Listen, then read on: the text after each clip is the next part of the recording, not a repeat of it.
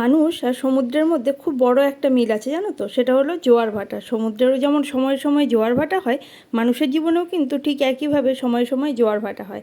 এই দেখো, বাড়িতে একটা সকালবেলা একটা ঘুঘু এসে বসে আছে, নতুন অতিথি।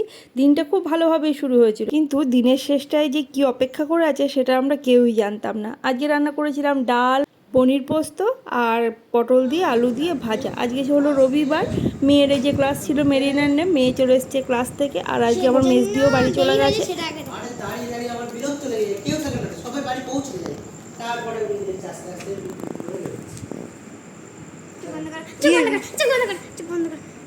মেয়ে আজকে ক্লাসে 5 স্টার পেয়েছে, ওই জন্য এত আনন্দ, আমাকে বলছে চোখ বন্ধ করো দেখবে।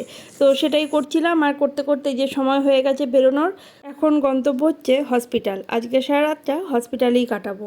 পৌঁছে গেছি হসপিটালে, আর রাস্তায় দেখছি কি সুন্দর চাঁদ উঠেছে। ঘরের ভিতরে থাকলে তো অতটাও দেখা হয় না। সবাই সবাই ভাববে যে এখানে যায় মানুষ, ছোট নানো থাকেই থাকে। আর কাউকে দেখাই নেই, তোমাকেই দেখালাম। বাড়ি যাবো এবারে, তোমার দায়িত্ব। এখন বাজছে সকাল 10টা। কাল রাতে বোধহয় আমি 8:30টার দিকে এসেছিলাম, আর এখন সকাল 10টা। এখন আমার এই যে বাড়ি যাওয়ার সময় হয়ে গেছে, আর ছর্দি এসছে, ছর্দি থাকবে। চলো এবারে বাড়ি যাই, তারপরে আবার কথা হবে। গুড মর্নিং বন্ধুরা। কাল থেকে আর ফোন অন করে যে কথা বলবো সে ক্ষমতাই হচ্ছিল না, আর পরিবেশ পরিস্থিতি এমন ছিল যে ফোন অন করে কথা বলা হচ্ছিলই না, মানে অবস্থাই ছিল না। তো সারা রাত এই নার্সিং হসপিটালে থেকে এই যে সকালে বাড়ি এসে একদম শ্যাম্পু ট্যাম্পু করে মাথায় স্নান করে নিয়েছি।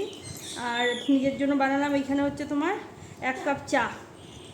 এই যে চা আর বিস্কুট, দুটো মেরি বিস্কুট আর 1 কাপ চা নিয়েছি। এখন খাবো, খেয়ে একটুখানি ঘুমাবো কিনা জানি না, কারণ ঘুমালে ভালোই লাগবে। কারণ সারা রাত ধরো হসপিটাল না, ঘুম হয় না।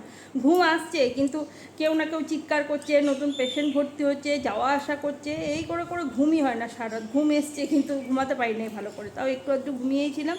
তো রান্নাবান্না এখন মনে হয় না আর করতে হবে। ওর পাপা ঘরে ভাত করে নিয়েছিল, আর ওর জেঠিমা তরকারি দিয়েছে, আমার শাশুড়ি মা তরকারি দিয়েছে, সব রান্না করেছে দিয়েছে, ওগুলোই আজকে খেয়ে নেবো, আর আনতে পারবো না। চলো এখন চাটা খাই, তারপরে আবার কথা বলছি। বাজছে এখন 11টা বাজে 10। বাড়ি এসেছি বোধহয় 10টার পরে। স্নান টান করে সব ঠিকঠাক করতে, ঠিকঠাক বলতে ওই যেগুলো নিয়ে গেছিলাম ধরো সেগুলো সব ধুয়ে টুয়ে জায়গার জিনিস জায়গায় রাখতে রাখতে 11টা বেজেই গেল। আর কি বলতো, মানে সংসারে কাজ করার থেকে ওই যে ওইখানে যে সারা রাত ধরে বসে থাকে ওইটা মনে বেশি কষ্টকর সবার পক্ষে। দিদি আছে, আচ্ছা বলাই হয় নাই যে কি হয়েছে না হয়েছে। তো আমার সেই জন্য শেষ দিয়ে যে আসে, শেষ দিয়ে শরীরটা হঠাৎ করে খুব খারাপ। পরশু দিন রাতে হঠাৎ করে খুব খারাপ করেছিল, মানে অত্যাধিক কাঁপুনি দিয়ে জ্বর এসেছিলো, দিয়ে হসপিটালে ভর্তি করতে হয়েছে। তো সেই জন্যই কালকে রাতে যেয়েছিলাম। আর আজকে আমার সর্দি আছে, মানে আমার ছোটো ননদ আছে।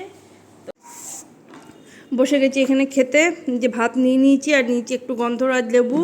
আর এখানে দেখো কত খাবার। এখানে আছে পরুল ভাজা, এইখানে আছে পাঁচমিশালি একটা ঘ্যাট, তো বলি আমরা ঘ্যাট বলি, পাঁচমিশালি একটা সবজি। এখানে আছে ডাল, এইটা আছে ডাটা দিয়ে কাঁঠালের আঁঠি দিয়ে চচ্চড়ি, আর এটা হচ্ছে কালকের পনির আমাদের, আমি রান্না করেছিলাম। আর একটুখানি সামান্য ডিম ভেজে নিয়েছি।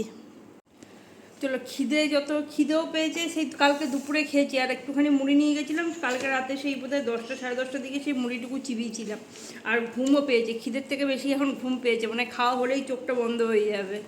আর এদিকে একজন জল খাচ্ছে, ও সকালে ভাত খেয়েছে, ওই জন্য এখনও ভাত খাবে না, একটু পরে খাবে। এখনও স্নানও করে নেই, 12টা বাজেও নাই এখন। তো আমি খেয়ে নিই, তারপরে স্নান করবে, খাবে, তারপরে যে আমি ঘুমাতে পারবো।